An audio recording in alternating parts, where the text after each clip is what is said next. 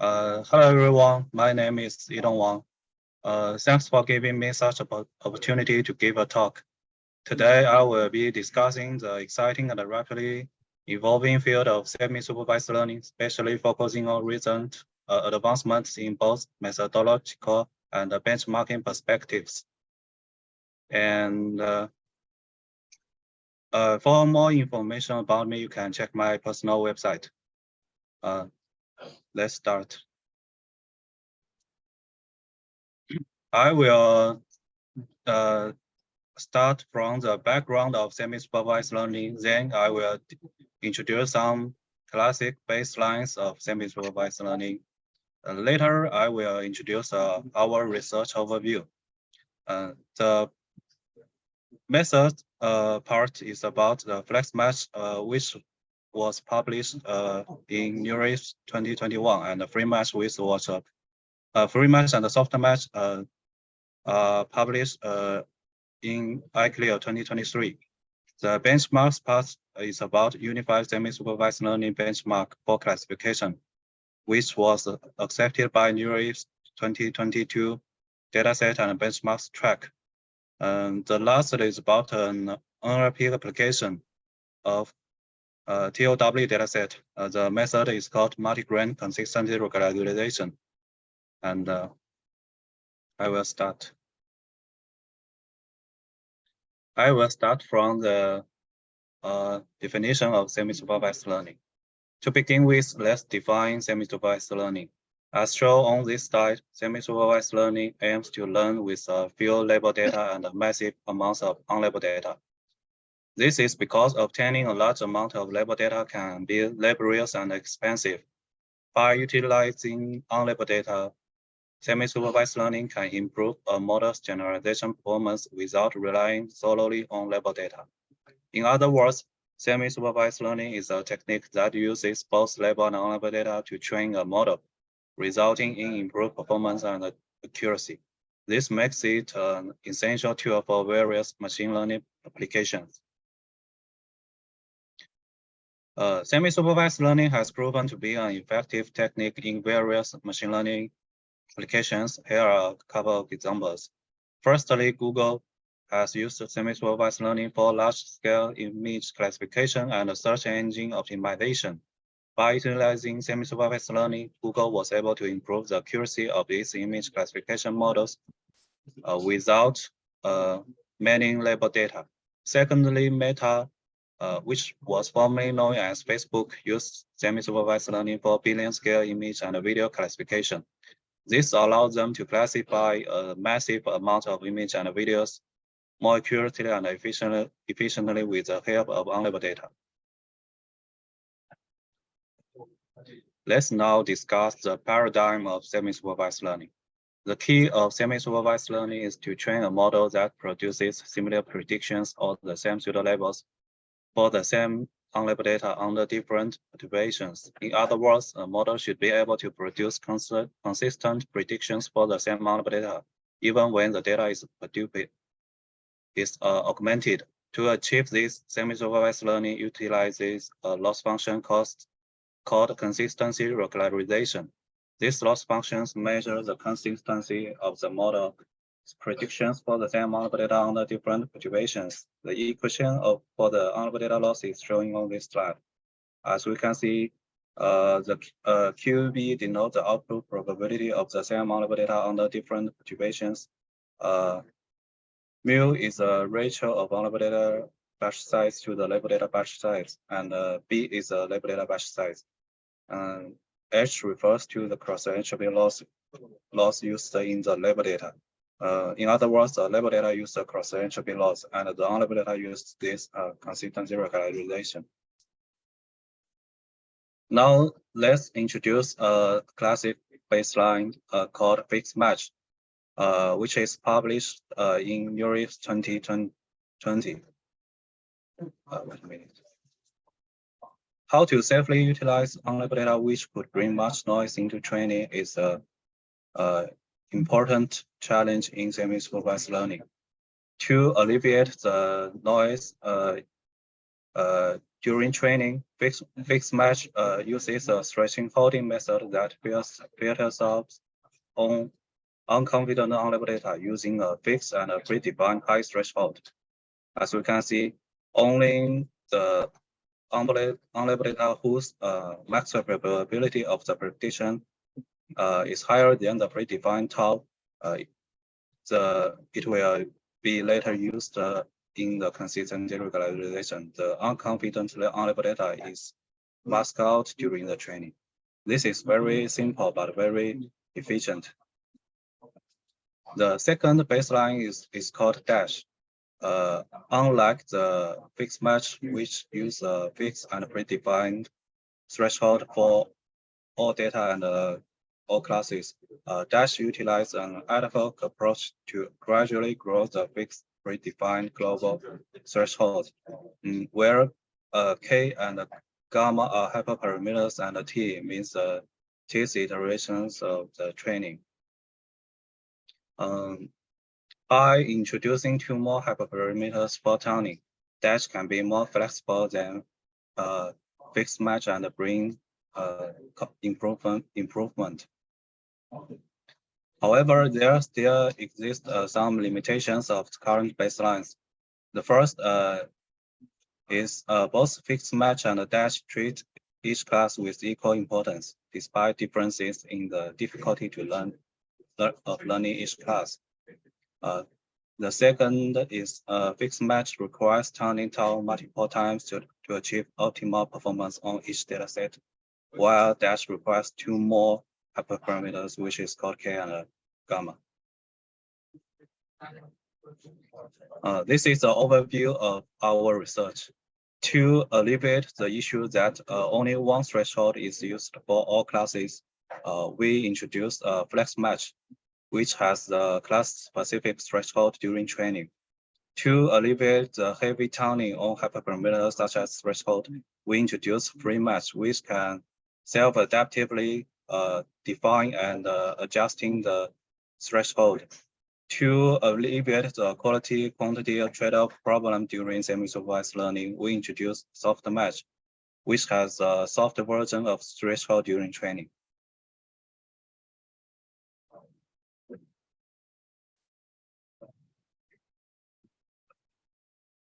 First, I will introduce Flexmatch boosting semi-supervised learning with curriculum pseudo labeling. This paper is published in Neurish 2021, and the code is available at Touch SSL. Flexmatch maps a fixed and a predefined global threshold to different local threshold, which is also called class-specific. According to the learning effect, this follows the cluster assumption proposed by us. The learning effect of a class can be reflected by the number of samples whose predictions fall above the high fixed threshold and into this class. In other words, the hard-to-learn classes tend to have the low threshold during training, and the easy-to-learn classes tend to have the high threshold. The learning effect of the class is determined by the number of samples whose predictions fall behind a predefined threshold. The formula is kind of complex, but the core idea is simple. The mapping function is a non-linear function. We try three different mapping functions in our paper, and this mapping function is the best. Here is an illustration of Flexmatch. As we can see, in different steps, the model will have a different threshold, and the different classes will have the different threshold also. Here is a main result table of our paper.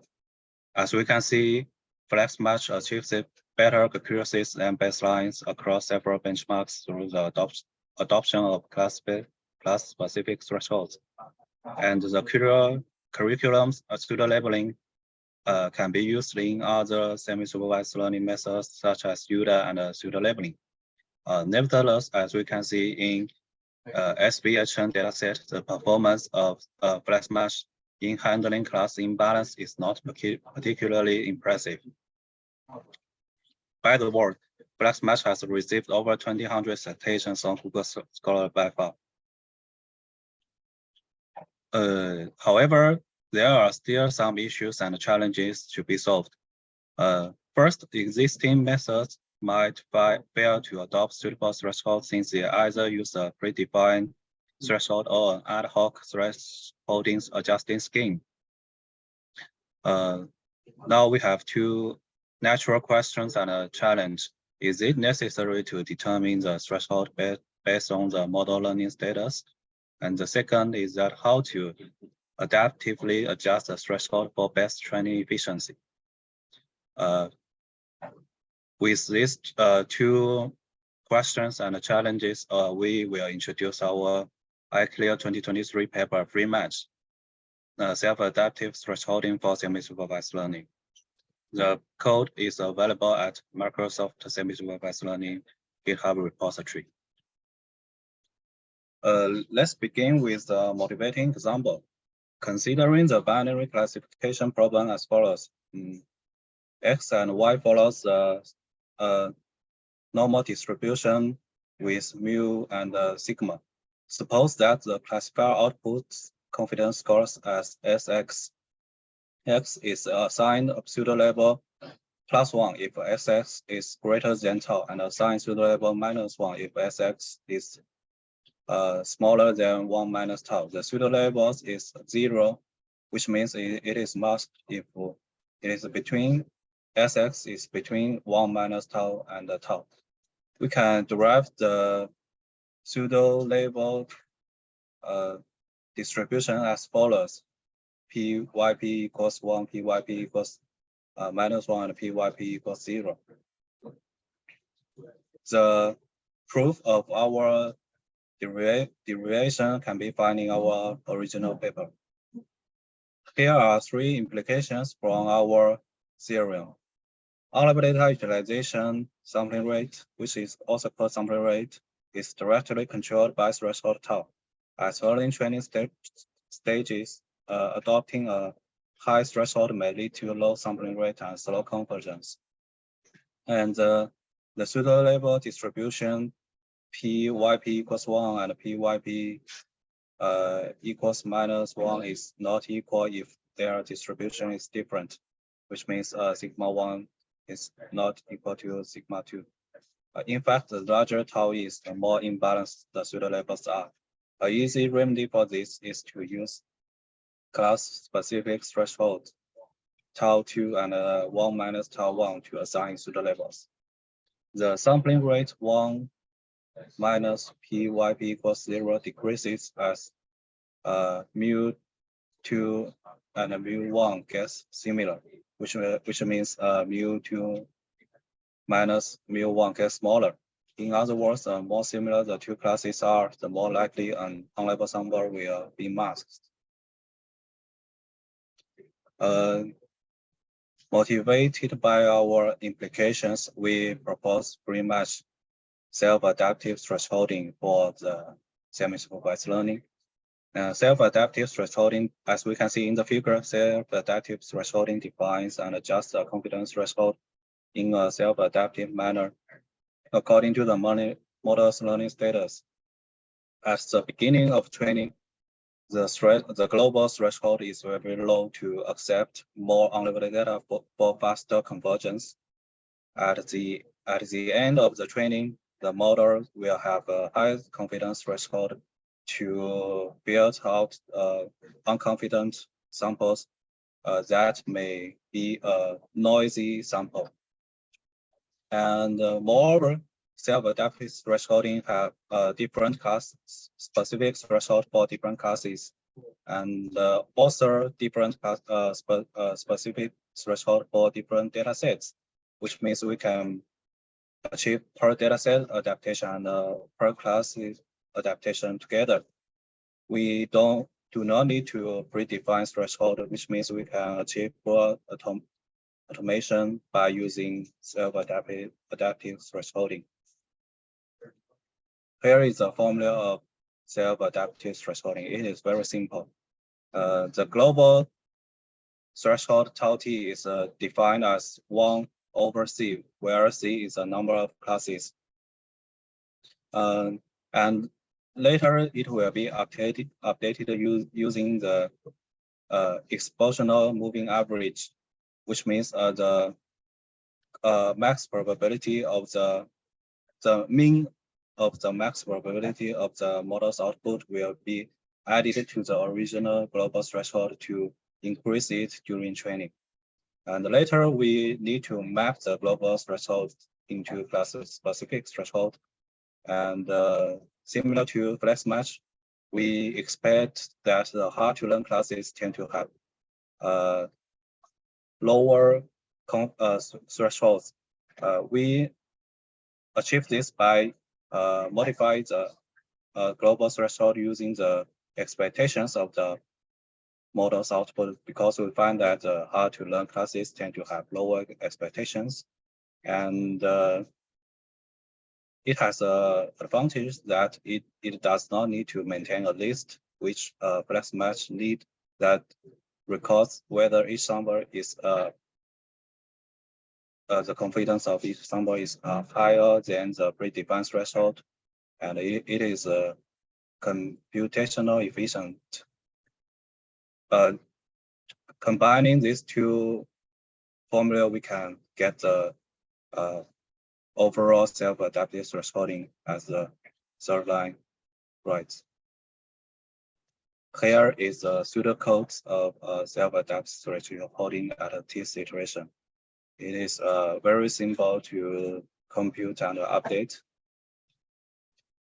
To counter the negative effect of imbalanced pseudo labels and encourage the model to be fair for all classes, we further normalize the expectations of probability by the histogram distribution of pseudo labels as written in equation 6, where QB is a hard-won hot version of the original output QB. Similar to the previous moving average PT, we also compute HT using EMMA, where EMMA is the exponential moving average. The self-adaptive fairness LF at the T iteration is formulated as the seventh equation. Here is a pseudocode for the self-adaptive fairness at the T iteration.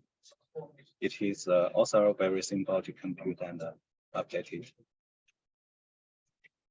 FreeMatch is a combination of self-adaptive thresholding and self-adaptive fairness. The overall objective for FreeMatch at the T iteration is the combination of supervised loss using cross-entropy plus W multiplying LU, which is called consistency regularization loss, and WF multiplying LF, which is called the self-adaptive fairness loss. I will then introduce the experimental setup. This is a very classic experimental setup in semi-supervised learning. We have 5 data sets. They are CIFAR10, CIFAR100, SPHN, STL10, and ImageNet. The label data numbers are as follows. We can see there are many label data split in our experiments.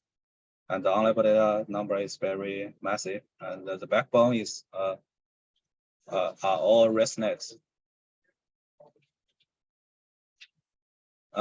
Here is the main results table of FreeMatch paper.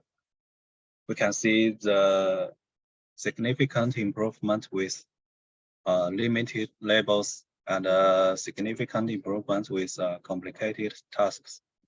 An interesting finding that even with one label for one class as in on CIFAR10, FreeMatch can also achieve 92% of accuracy, as we can see in here.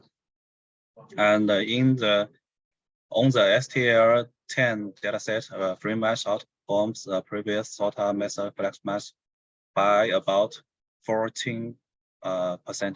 This is very huge improvement.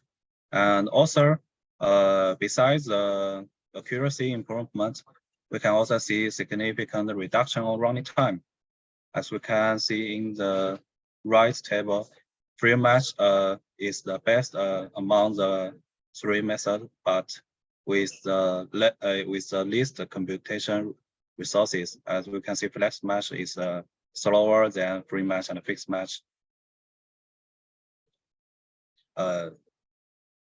It is noteworthy that this improvement is obtained without any need to predefine threshold, predefine and turn the threshold. As we can see in table 10, table 10 is about FixMatch and FlexMatch performance with different threshold on CIFAR 10 with 40 labels. The best performance of FixMatch and FlexMatch are usually obtained by turning the predefined tau multiple times. This is very time consuming and very environmentally unfriendly. And FreeMatch does not need to turn any threshold and achieve much better results than FixMatch and FlexMatch. Besides, FreeMatch is not sensitive to the AMR hyperparameters, which is used to update the SAT and SAF together. Here is a comparison of different thresholding scheme. As we can see, self-adaptive thresholding is the best among all other thresholding techniques. Here is a comparison of different fairness objectives. As we can see, SAF is also the best among all other fairness objectives. It noteworthy that the distribution alignment introduced by dynamically and remix match is even worse than the mean fairness objectives in the second line. This is it means that SAF is better than the previous fairness objectives when combining with SAT. I will introduce the demonstration of how FreeMatch works in STL10 with 40 labels. Compare with previous methods, we can see a much stable confidence threshold of SAT and a much more stable sampling rate of FreeMatch. The accuracy is also better than other methods and is also more stable. The confusion matrix also shows that FreeMatch is works well on all classes other than FixMatch, and that they nearly cannot classify some hard to learn classes. Here is a decision boundary visualization of FreeMatch on the 2-moon dataset. The 2-moon datasets we conducted is that it has only one label data for each class. As we can see, FreeMatch achieves the best decision boundary among other methods. We also introduced the TSNE visualization of Flexmatch and FreeMatch features on STL10. Unlabeled data is indicated by gray color. As we can see, FreeMatch achieves much better clusters after the training. The third one is called SoftMatch, addressing the quantity-quality trade-off in semi-supervised learning. It is also published in ICML 2023. The code is also available in the Microsoft Semi-Supervised Learning GitHub repository. In this paper, we take a step further to look into the quality-quantity trade-off of pseudo-labels in semi-supervised learning. As we can see in the figures, FixMatch ensures the quality of pseudo-labels, but discards around 71% of unlabeled data. Flexmatch lowers the threshold, improving the quantity of pseudo labels, but involves 16% error pseudo labels during training, which is also harmful. To better take a look at the quality and quantity of pseudo labeling, we first formulate the unsupervised objectives in semi-supervised learning from a weighting perspective.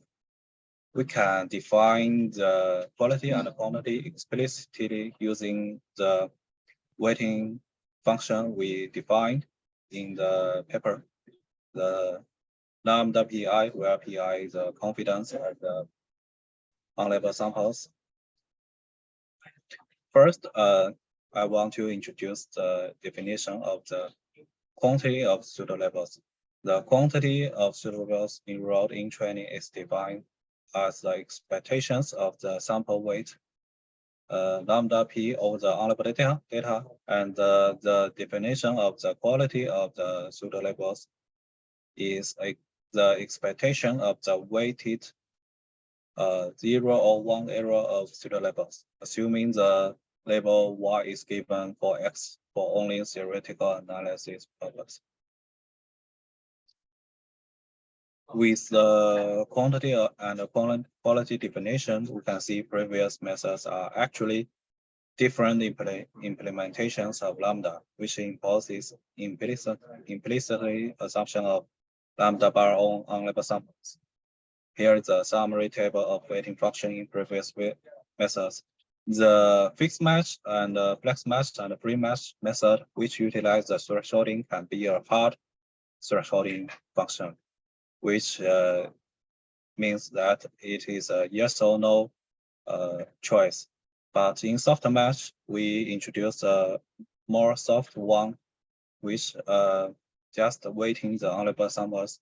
If it is very unconfident and we a noisy unlabeled sample, we will give it a loss weight near 0. If we think it is good for our training, we will give it a loss weight near 1. The lack of sophisticated modeling of the lambda p usually leads to a quality trade-off in the unsupervised loss of semi-supervised learning, which motivated us to propose SoftMatch to overcome this challenge. We used the truncated Gaussian weighting function to define the lambda p, inherently different from previous methods. We generally assume the underlying PMF lambda p of marginal distributions follow the dynamic and truncated Gaussian distributions. The Gaussian parameters mu t and sigma t are estimated from predictions during training. Note that it is not learned by our models. It is just estimated output of the model. Our results show that simple Gaussian works well and other weighting functions also work. Here is the main result of the SoftMatch. As we can see on classic settings, simple truncated Gaussian function achieves sort of level performance compared with previous sort of Flexmatch and fixed match. Here is a comparison of different weighting functions. We try the linear, the quadratic, the Gaussian, and other weighting functions. As we can see, the performance is also good, but the Gaussian function is the best, which means indicates that different weighting functions also work well in certain settings, but in general, Gaussian weighting function is the best among them. Other than methods, I will then introduce our work about the semi-supervised learning benchmarks, which is published in the NURIS 2022. The benchmark is called the Unified Semi-Supervised Learning Benchmark for Classification. The USB paper is published in NURIS 2022, and the code is available at Microsoft Semi-Supervised Learning. We not only open source our code, but also open source our training logs and model and data.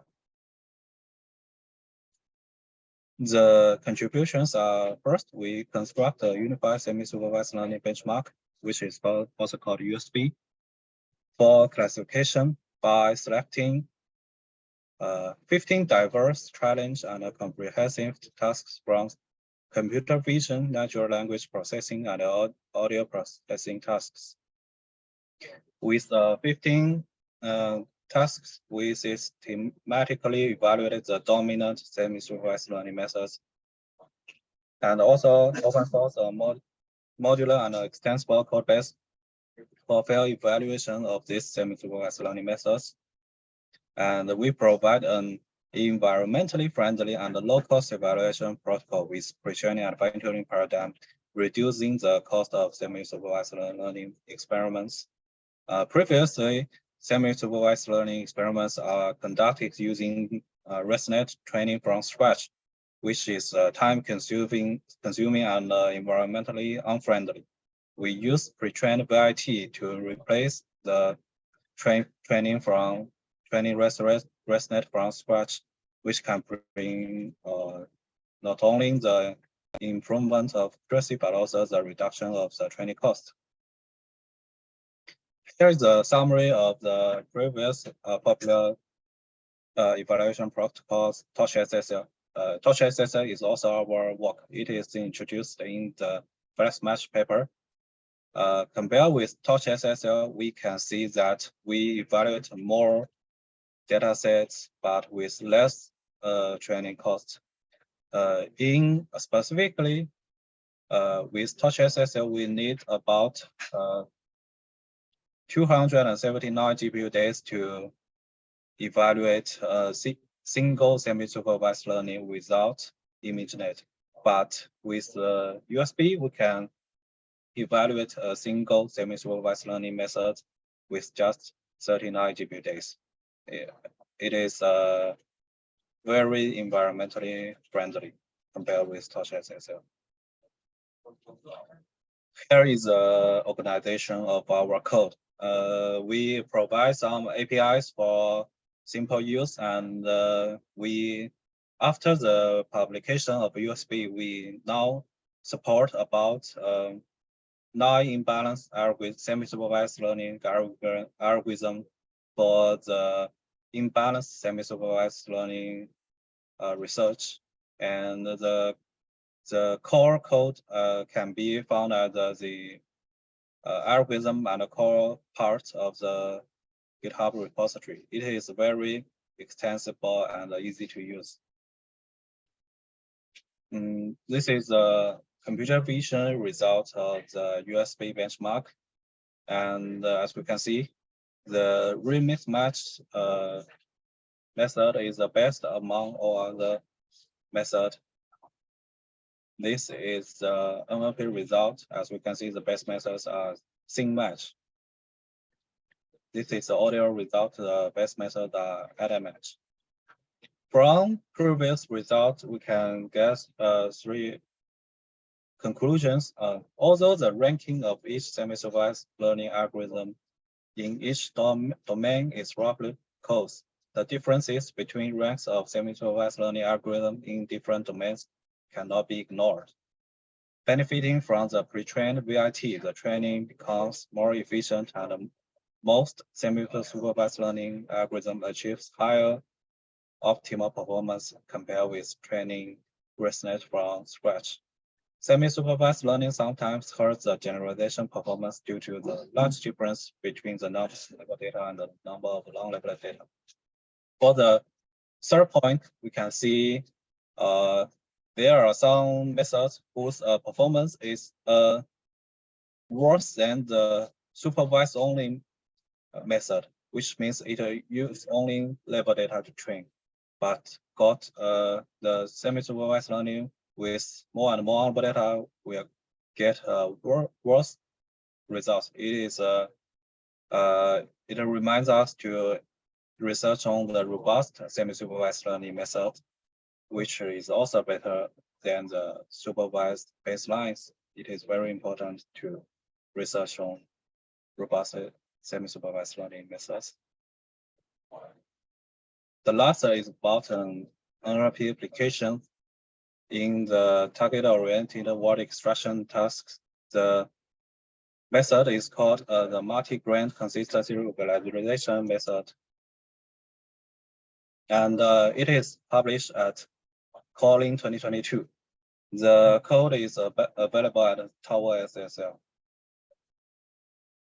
Firstly, I want to introduce the target-oriented word extraction task. As we can see in the figure, this is an example of the Tower task. Given the opinion targets such as dishes, the Tower task aim to find the corresponding opinion words. For the target dishes, the corresponding opinion words is amazing delicious. But for the target waiters, the corresponding opinion words is rude. The motivation of our paper is that the limited label data increase the risk of distribution shift between test data and training data. In this paper, we propose exploiting massive unlabeled data to reduce the risks by increasing the exposure of the model to variant distribution shifts. Specifically, we propose a novel multi-grain consistency regularization method to make use of unlabeled data and design two filters specifically for Tower tasks to filter out noisy data at different granularity. Here's the overview of the MGCR method. For simplicity, we mark the confidence of ith word as CI.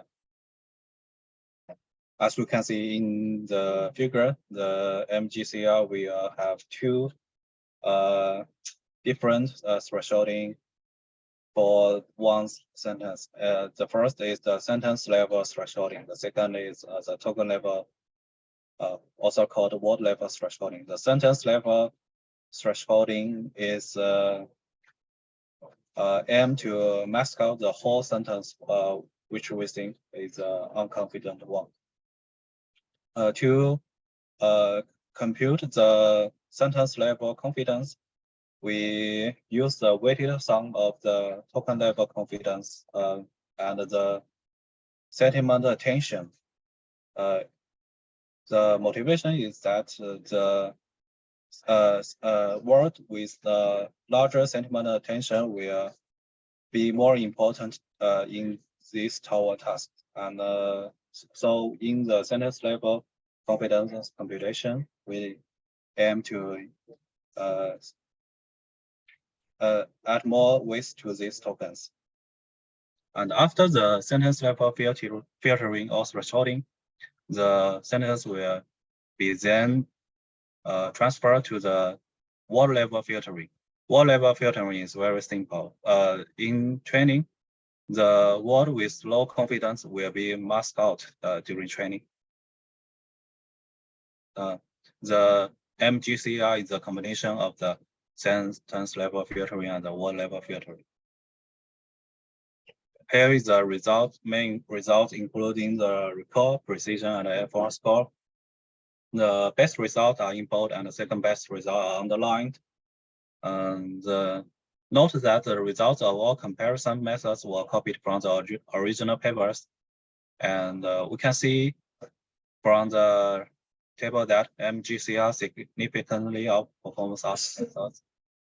And with few labeled Tower data, such as 14 lab, MGCR also bring great performance gain.